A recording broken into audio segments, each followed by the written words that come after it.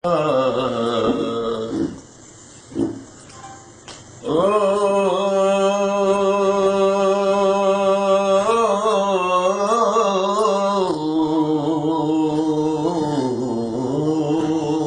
住那个记，没事。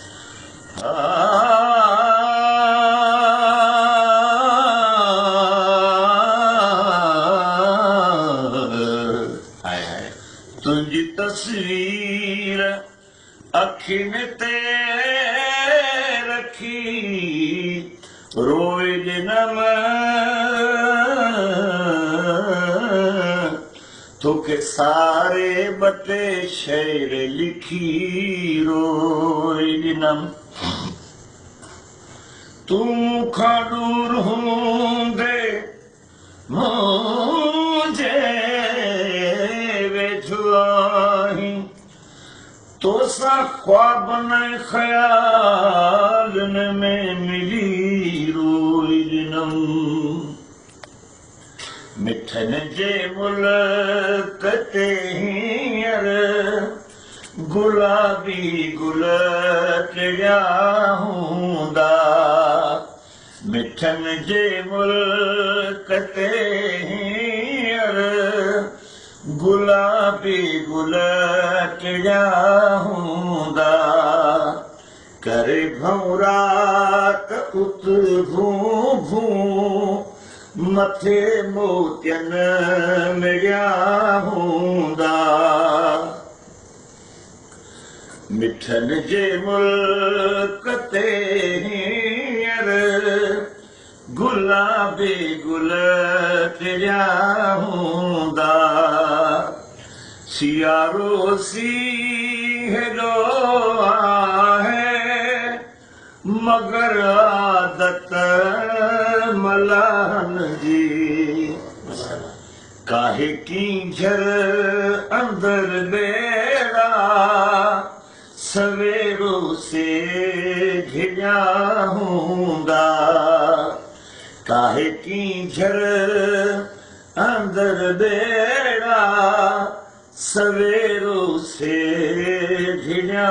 हूंदा मिठन जे मुल्क ते हींअर गुलाबी गुल टिया हूंदा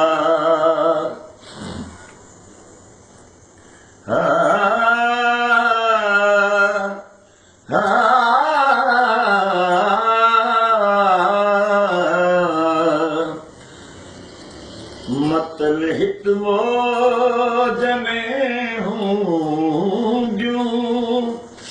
कचहरियूं कुर्बवारनि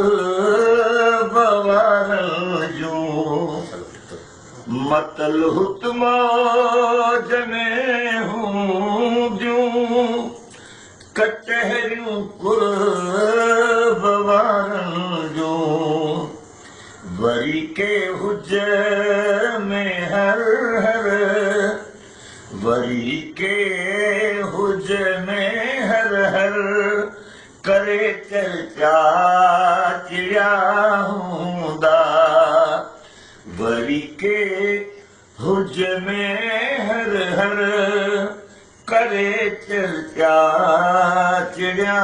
हूंदा मिठन जे मुल्क ते हींअर गुलाबी गुल टिया हूंदा घड़नि सां घेड़ ते हूंदे घड़नि सां घेड़ ते हूंदी लुडी हुअलाद मां आई घड़नि सां घेड़ ते हूंदी लुडी हुअलाद मां आई सवें उत सोलंगी यूसुफ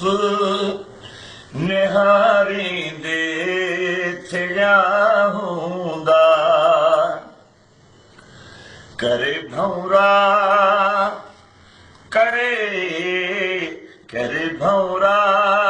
त भूं भूं भूं मथे मोतियन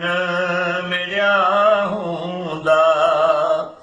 मिठन जे मुल्क ते हींअर गुलाबी गुल खिलिया